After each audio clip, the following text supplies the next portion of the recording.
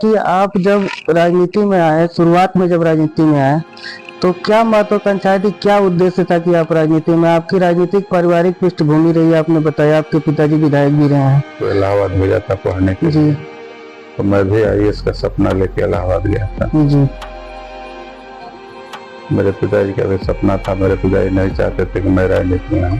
जी नेताजी के पुत्र और आज के वर्तमान राष्ट्र अध्यक्ष जी जी से मेरी मुलाकात हुई जी और फिर मैं उनका होकर आ जिससे गया। काफी प्रभावित थे। लेकिन आप बताया जो आपके प्रेरणा स्रोत रहे अखिलेश यादव जी, तो उनके बारे में उस समय आपको क्या ऐसी दो तीन मुख्य बातें बताइए कि आपके वो प्रेरणा बने, आप राजनीति में आए, उनमें क्या आपको सबसे अच्छी लगी?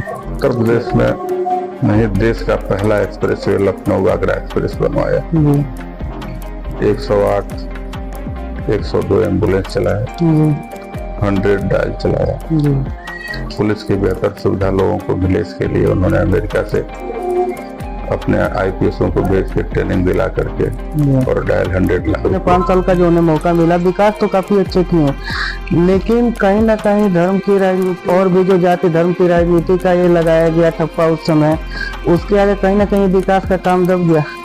पीडीए बनाया। पीडीए के दम पे आज उत्तर प्रदेश के अंदर 37 सीटें जी लाकर न हम देश की सबसे बड़ी तीसरी ताकत बने, जी वोट की दृष्टि से भी और सीट की दृष्टि जी से। चोरी का मुद्दा आपने उठाया, पहले भी कई चुनावों से ईवीएम पे सवाल उठते आए हैं, लेकिन इसका कोई पुख्ता सबूत जो विपक्षी पार्टी पेश नहीं कर पा रही है। भाजपा के नेताओं पर धर्म की राजनीति का आरोप लगता रहा है, हमने कई नेताओं से पूछा भी है इसके बारे में, लेकिन भाजपा वाले एक आरोप लगाते हैं कि जो पीडीए की ये गठबंधन चल रही है अभी, इस पे ये आरोप लगा रहे हैं कि अखिलेश यादव हिंदुओं को जाति में तोड़ने का काम करे। इस पे क्या कहेंगे? तो आपके हिसाब से वो विकास हो पाया सलेमपुर क्षेत्र में, या कुछ और उम्मीदें हैं आपको कि ये होना चाहिए? लोग ईमानदारी से, जिस तरह लोग समाज में जो कुरीतियां फैली हैं उसको आप लोग उठा रहे हैं प्रमुखता के साथ, इस पर आप लोगों को ताकत दे और कभी सरकार से डरने और झुकने की जरूरत नहीं है। जी आप लोग अपनी बात प्रमुखता से, निडरता से रखिए। समाज आपके चैनल का स्वागत करेगा। धन्यवाद।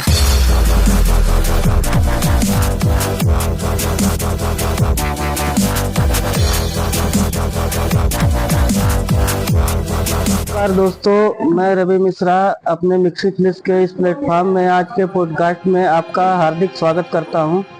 आज जो हमारे साथ मेहमान हैं ओपी यादव जी हैं, सलेमपुर लोकसभा क्षेत्र से आते हैं, राष्ट्रीय सचिव हैं सपा पार्टी के। आइए इनसे आपका परिचय कराते हैं और इनके राजनीतिक जीवन के बारे में जानेंगे। हमारे पॉडकास्ट में आपका बहुत बहुत स्वागत है। धन्यवाद। सबसे पहले मैं आपका आभार व्यक्त करता हूं, जहां देश में जो देश के नामी गिरामी चैनल हैं जी उससे लोगों का विश्वास उठता जा रहा है।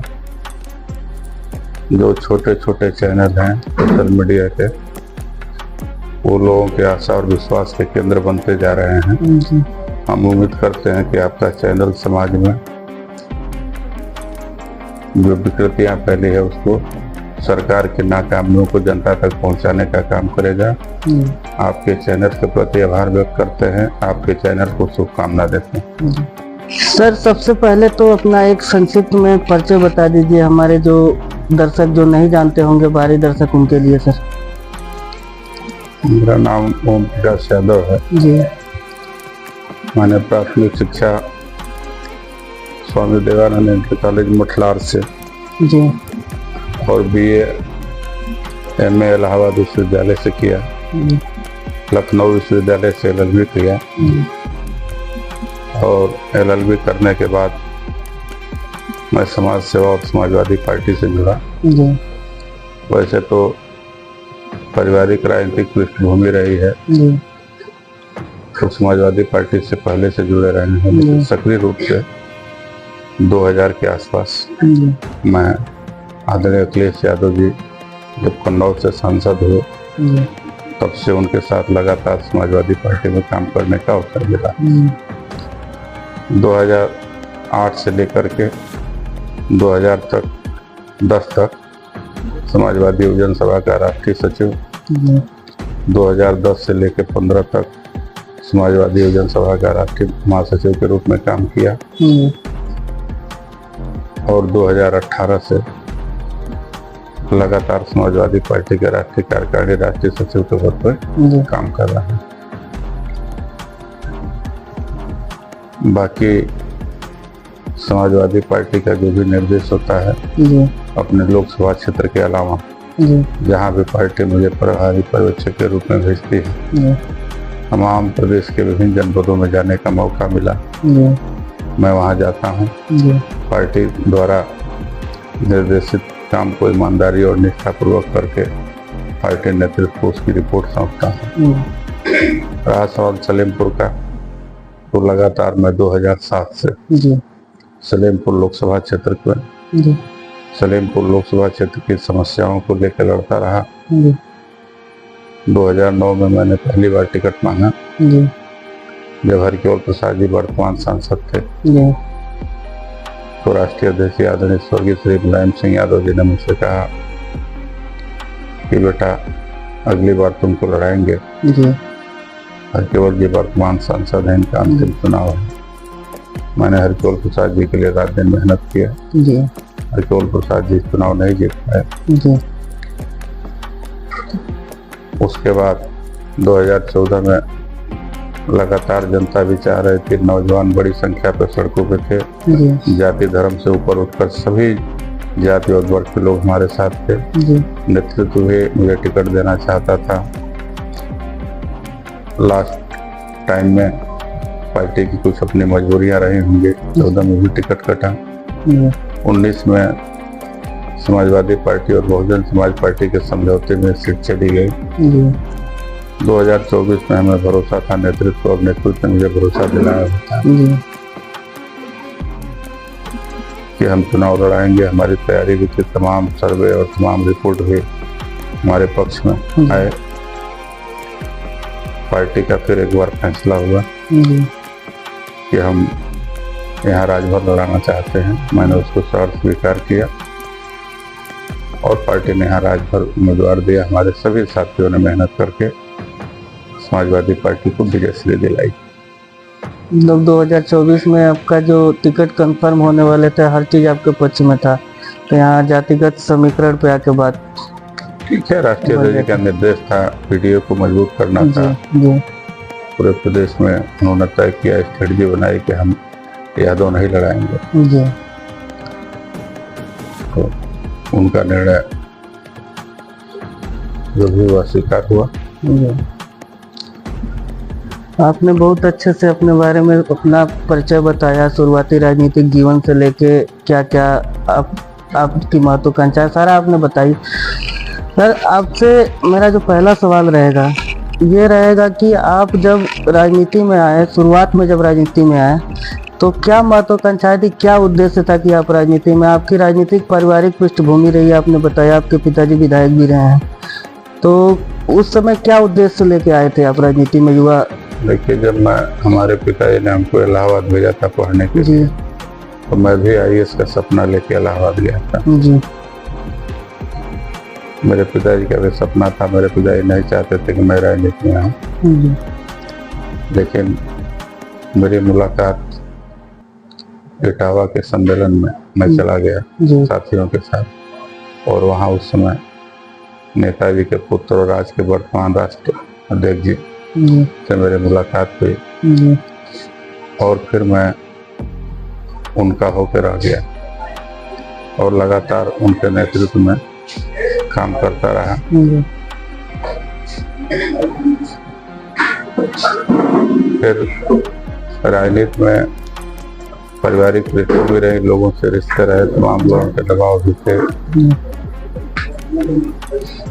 सभी की भावनाओं को देखते हुए तमाम लोग चाहते थे कि मैं राजनीति में आऊँ। जी जो हमारे पिताजी के पुराने समर्थक थे, जी क्षेत्र के लोगों की इच्छा थी, जी और मुझे भी लगा कि राजनीति में एक ऐसा रास्ता है, राजनीति एक ऐसा रास्ता है जिस समाज के अंतिम व्यक्ति तक जी उसकी मदद की जा सकती है, उसकी सेवा की जा सकती है,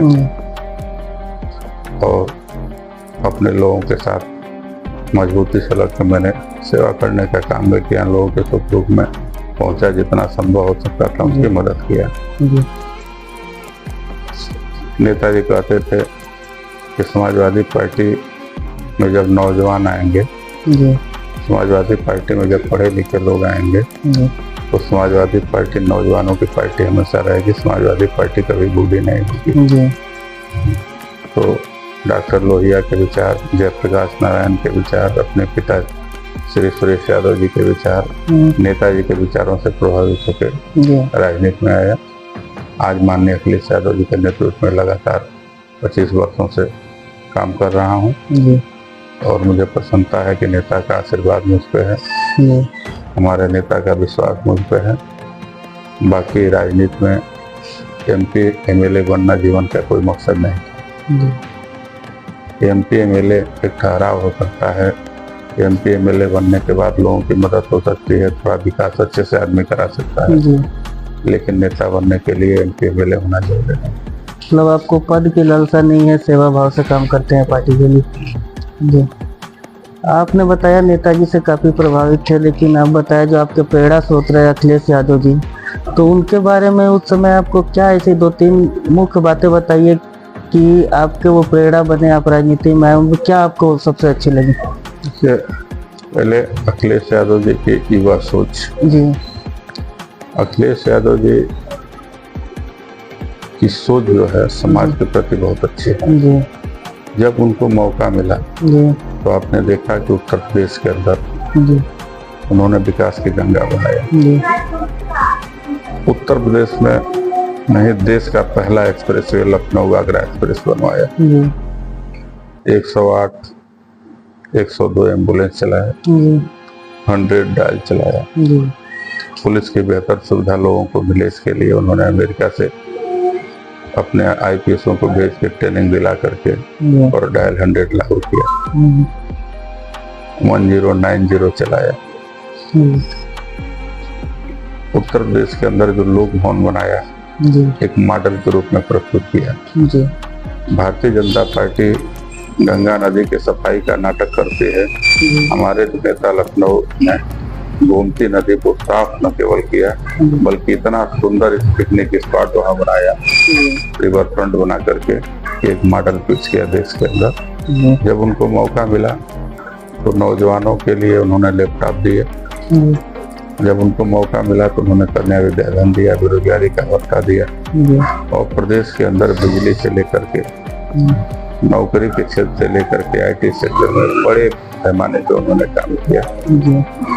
और जब मैं उनके नेतृत्व में राजनीति में आया था तो उनके अंदर वो प्रतिभा हमको दिखाई दी कि इनके साथ रह करके नौजवानों के जो सुनहरे सपने हैं, नौजवानों के जो भविष्य हैं और राजनीति में जो पारदर्शिता होनी चाहिए, साफ सुथरी छवि होनी चाहिए, वो पाया हमने उनके अंदर और उनके अंदर पाया और उनके नेतृत्व में काम किया। जैसा कि अभी आपने बताया, जब बतौर युवा अखिलेश यादव जी पहली बार मुख्यमंत्री बने थे, उन्होंने आपने गिनाया भी विकास का काम, गोमती रिवर फ्रंट, वो हाईवे जो लखनऊ एक्सप्रेसवे बताया, कई काम आपने गिनाया, लेकिन आपको कहीं ना कहीं ये लगा कि उसके बाद से जो उन्होंने 5 साल का जो उन्हें मौका मिला, विकास तो काफ़ी अच्छे किए, लेकिन कहीं ना कहीं धर्म की राजनीति या इसके और भी जो जाति धर्म की राजनीति का ये लगाया गया ठप्पा उस समय, उसके आगे कहीं ना कहीं विकास का काम दब गया। देखिए, यह देश भावनाओं का देश है। जी कभी इस देश में टुअरा के नाम पे, जी कभी विधवा के नाम पे, जी कभी गरीबी के नाम पे, जी कभी भ्रष्टाचार के नाम पे, जी कभी मंदिर के नाम पे सरकारें बनती बिगड़ती। जी हमारे नेता आज भी अपने वसूल पे अडिग हैं। जी वो विकास के नाम पे वोट मांगते हैं। जी वो सभी धर्मों का, सभी वर्गों का विकास चाहते हैं। जी वो चाहते हैं कि हमारा युवा बेरोजगार न रहे, उनको काम मिले। जी वो कभी धर्म की राजनीति में विश्वास नहीं करते। जी भारतीय जनता पार्टी केवल धर्म की राजनीति, जाति की राजनीति, समाज में नफरत फैला करके राजनीति करती है और 10 साल से सत्ता में है। 2024 के चुनाव में समाजवादी पार्टी अपने उन्हीं वसूलों के दम पे और PDA के दम पे जो उन्होंने बनाया पिछड़ा,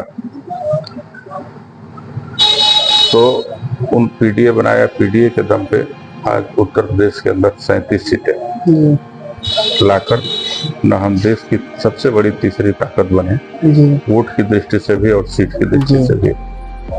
और हम आपको भरोसा दिलाते हैं कि 2027 का जो चुनाव होगा, जी उत्तर प्रदेश की जनता धर्म, जाति, मजहब से ऊपर उठकर विकास के नाम पर आदरणीय अखिलेश यादव को जी ऐतिहासिक मुख्यमंत्री बनाने जा रही है।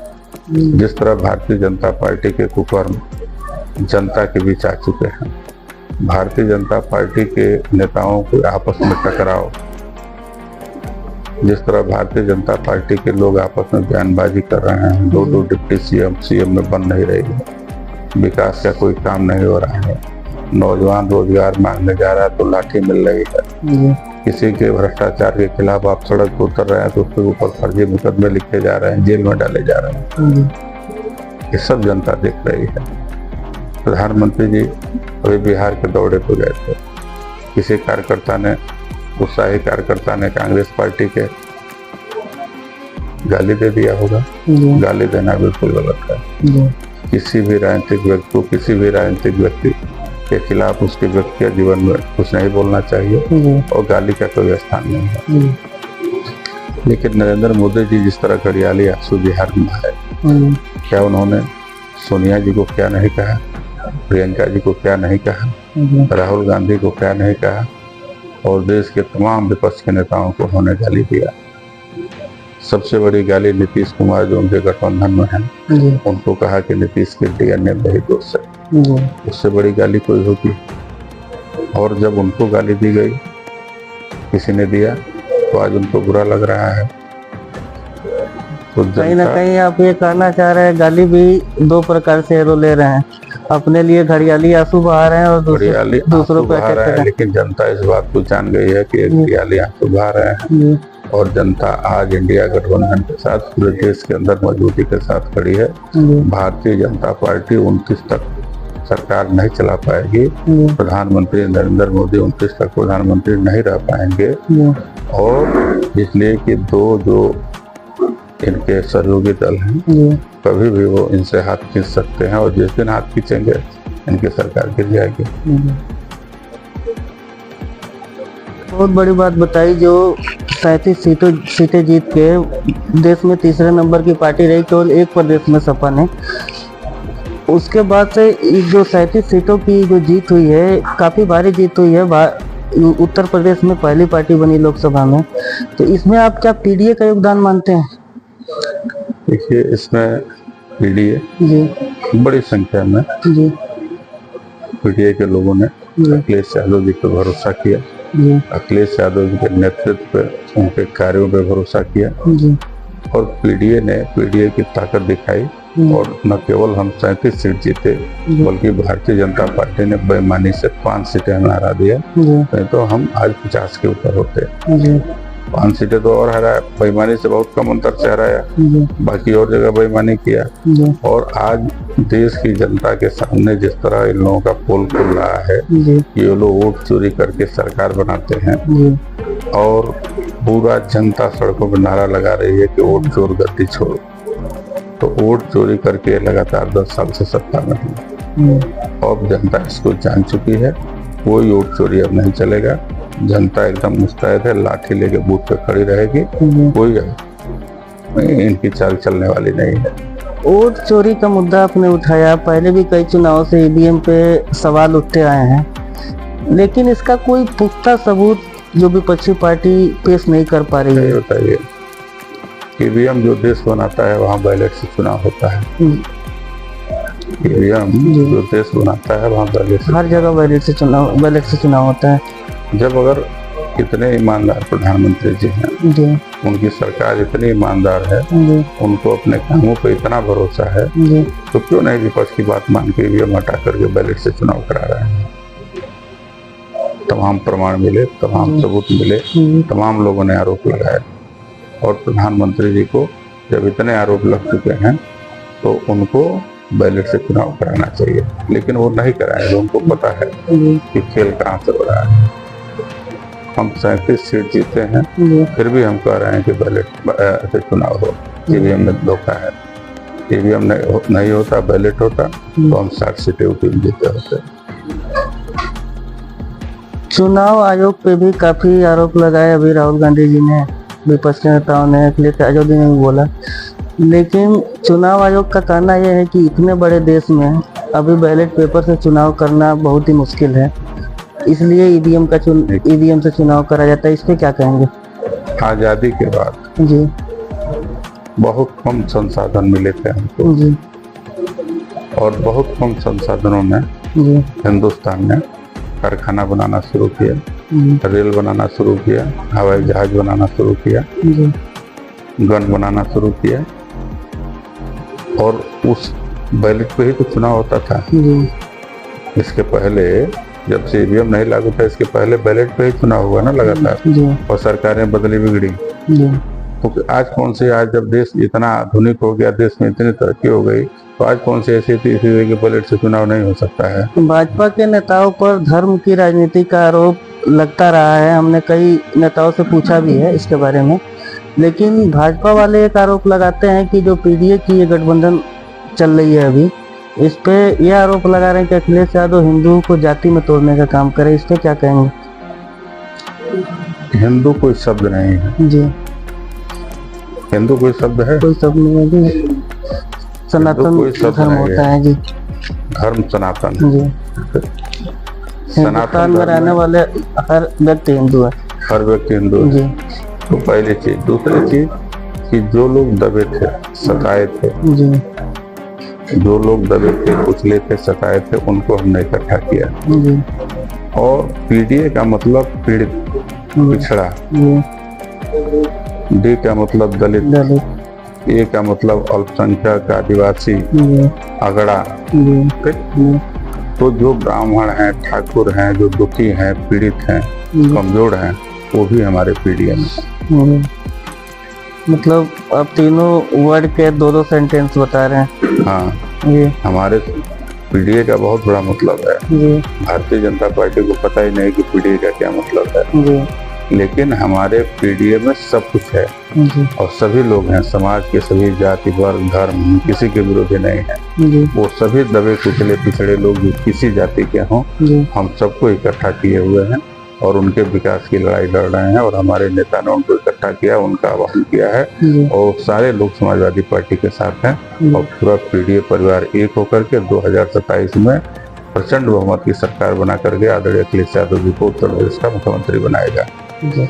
आपने बहुत सरलता से, बहुत बारीकी से इन मुद्दों को समझाया, राष्ट्रीय मुद्दों को, राजनीति जो चल रही है देश में। अभी आपके जो लोकसभा क्षेत्र है सलेमपुर, यहाँ पे आते हैं, पिछली 2 बार भाजपा की सरकार रही है, अभी आपकी पार्टी की सरकार में आपके पार्टी के सांसद हैं, 2 सांसद भाजपा के रहे हैं पिछले। तो आपके हिसाब से वो विकास हो पाया सलेमपुर क्षेत्र में, या कुछ और उम्मीदें हैं आपको कि ये होना चाहिए? देखिए, सलेमपुर विकास 10 साल भारतीय जनता पार्टी के सांसद रहे जी रविंद्र कुशवाहा जी। जी 10 साल में उन्होंने क्या विकास किया, सलेमपुर का बच्चा बच्चा जानता है। जी सलेमपुर पिछड़ा इलाका है, जी यहाँ कोई इंजीनियरिंग कॉलेज नहीं, यहाँ कोई पॉलिटेक्निक कॉलेज नहीं, यहाँ कोई मेडिकल कॉलेज नहीं, यहाँ पे कोई कल कारखाना नहीं। रविंद्र कुशवाहा भारतीय जनता पार्टी के सांसद थे और केंद्र और प्रदेश दोनों जगह भारतीय जनता पार्टी की सरकार थी। वो चाहते तो यहाँ कोई कल कारखाना लगवा सकते थे, यहाँ अच्छे कॉलेज खोलते, अच्छे इंस्टीट्यूट खोलते, जिससे इस इलाके के बच्चों का भविष्य सुधरता, उनका भविष्य बनता। तो भारतीय जनता पार्टी के सांसद या भारतीय जनता पार्टी के नेताओं का विकास से कोई लेना देना नहीं है। वो केवल लंबी लंबी बातें करते हैं, धर्म की राजनीति करते हैं, भगवान राम को नाम पे वोट मांगते हैं। तो इस बार भगवान राम भी नाराज हो गए उनसे, और अयोध्या में इतना प्राण प्रतिष्ठा किए, अयोध्या में पूरे देश, अयोध्या के नाम पे पूरे देश को इकट्ठा किए थे, भगवान राम नाराज हुए, अयोध्या की भाजपा पूरी तरह हार गई। तो भारतीय जनता पार्टी की राजनीति का विकास से कोई लेना देना नहीं है। आज आप सलेमपुर के अंदर सड़कों का अभाव है, बिजली की सबसे बड़ी समस्या है। आज बिजली आ रही है और जा रही है, ट्रांसफार्मर जल जा रहे हैं, 15-15 दिन गांव में ट्रांसफार्मर नहीं लग रहे हैं। मैंने पहले ही बताया कि कोई अच्छा कॉलेज नहीं, यहाँ मुंसफी की जरूरत है। यहाँ के लोग 30 किलोमीटर दूर देवरिया जाते हैं, तो एक मुंसफी जो यहाँ बहुत पहले से स्वीकृत है वो आज तक नहीं लग पाया।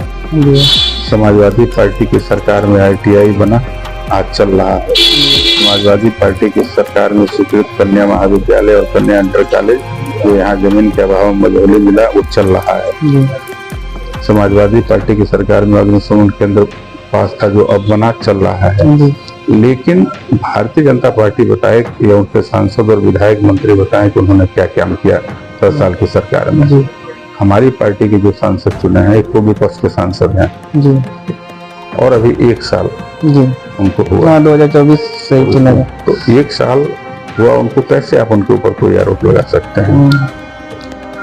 कोई कैसे आरोप लगाएगा? 1 साल उनको मिला है, 5 साल के लिए हमने चुना है और सरकार भी नहीं है, और विपक्ष में रहने के बावजूद वो प्रयास कर रहे हैं। अब देखिए आगे क्या विकास उनका आता है सामने। राजनीति की बातें हुई, क्षेत्र की बातें हुई, हम आपसे सर एक बात पूछना चाहेंगे कि वो कौन से नेता है जिनको आप आदर्श मानते हैं अपना, उनका नाम बताइए किसी नेता का।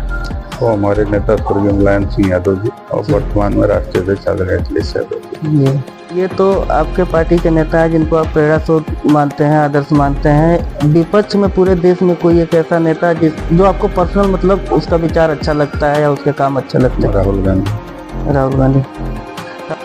सर, आपने अपने इस व्यस्त कार्यक्रम में से हमको इतना टाइम दिया, जरूरी मुद्दों पर बात की, अपनी बात रखी, इसके लिए आपका बहुत बहुत धन्यवाद। धन्यवाद रवि जी, अंकित जी को भी बहुत बहुत धन्यवाद, ललित जी को भी बहुत बहुत धन्यवाद। आप लोग आए, आप सभी का स्वागत, आभार। और फिर एक बार आपके चैनल के प्रति शुभकामना कि आप लोग ईमानदारी से, जिस तरह लोग समाज में जो कुरीतियां फैली हैं उसको आप लोग उठा रहे हैं प्रमुखता के साथ, ईश्वर आप लोगों को ताकत दे और कभी सरकार से डरने और झुकने की जरूरत नहीं है। आप लोग अपनी बात प्रमुखता से, निडरता से रखिए, समाज आपके चैनल का स्वागत करेगा। धन्यवाद।